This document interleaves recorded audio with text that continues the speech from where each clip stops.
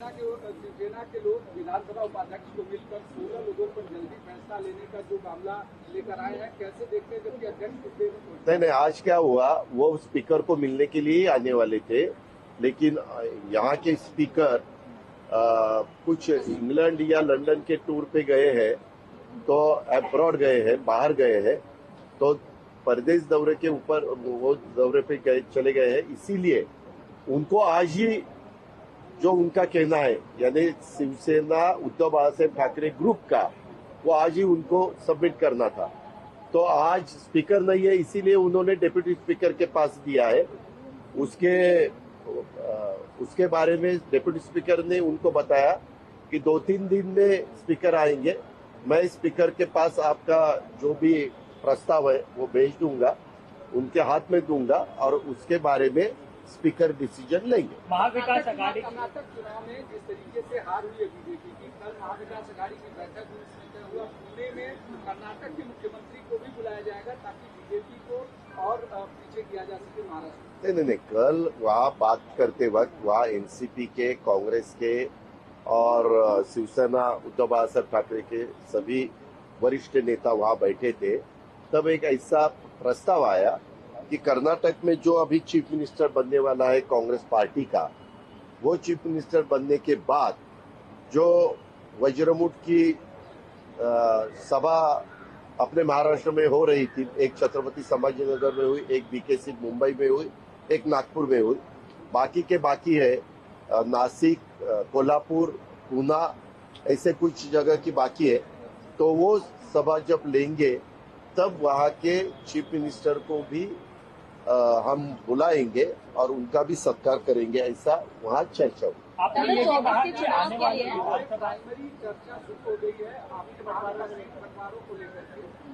उसके बारे में कल संजय राउत साहब, जयंत पाटिल साहब और नाना पटोले जी, ये तीनों पार्टी की तरफ से प्रेस को बताया है कि क्या क्या चर्चा हुई और आगे की लाइन ऑफ एक्शन क्या होनी चाहिए या होने वाली है, ऐसी चर्चा कल हुई है। एक सवाल टेक्निकल चीज ये है कि 16 विधायक अगर अपात्र भी हो जाते हैं तो क्या इस सरकार के लिए खतरा होगा क्या? मुझे तो बिल्कुल खतरा नहीं दिखाई देता।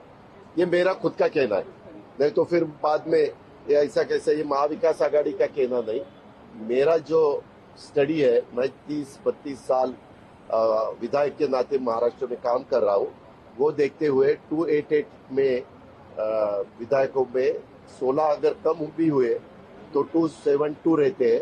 272 में उनके पास तो क्लियर मेजॉरिटी रहती है। एक सवाल है, आपने मराठी में ये भी कहा कि संभावित है कि आने वाले दिनों में विधानसभा और लोकसभा चुनाव जो है वो एक साथ होंगे, तो इसको लेकर के कोई स्ट्रैटेजी बनाई गई है क्या महाविकास आघाड़ी में? नहीं, उसके बारे में अभी बात चालू है। क्या है, पार्लियामेंट के चुनाव के पहले राजस्थान का चुनाव है, मध्य प्रदेश का चुनाव है और मेरे ख्याल से छत्तीसगढ़ का चुनाव है। 3 स्टेट का चुनाव है। ये तीनों स्टेट 5 साल पहले जो चुनाव हुआ था तो कांग्रेस के पास गए थे। अभी उसमें से 2 स्टेट कांग्रेस के पास है, 1 स्टेट बीजेपी के पास चला गया है, मध्य प्रदेश का। तो वो चुनाव के बाद पार्लियामेंट का चुनाव आने वाला है, तो पार्लियामेंट के चुनाव के बाद अपने महाराष्ट्र का चुनाव 6 महीने के बाद है। लेकिन 1999 में ऐसे ही महाराष्ट्र के चुनाव को 6 महीने बाकी थे, राष्ट्रवादी कांग्रेस पार्टी का वो पार्टी नई यहाँ उभरी थी, पवार साहब के नेतृत्व में संगनाथ जी भी थे, तारिक अनवर जी भी थे, बाकी साथी थे। तब के गवर्नमेंट में नारायण राणे साहब और गोपीनाथ मुंडे साहब चीफ मिनिस्टर और डिप्टी चीफ मिनिस्टर थे। तब उन्होंने 6 महीने बाद विधानसभा का चुनाव न लेते हुए लोकसभा के साथ चुनाव लिया था।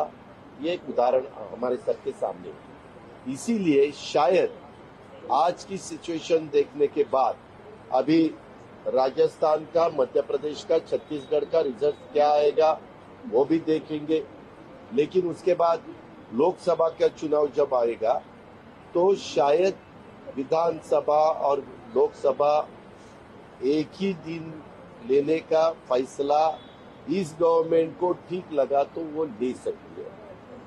क्योंकि वो गवर्नमेंट का अधिकार है। गवर्नमेंट ने सिफारिश की गवर्नर को कि हमें ऐसा ऐसा करना है तो वो कर सकते हैं, उनको वैसा नहीं करना है तो 6 महीने के बाद चुनाव आ सकते हैं।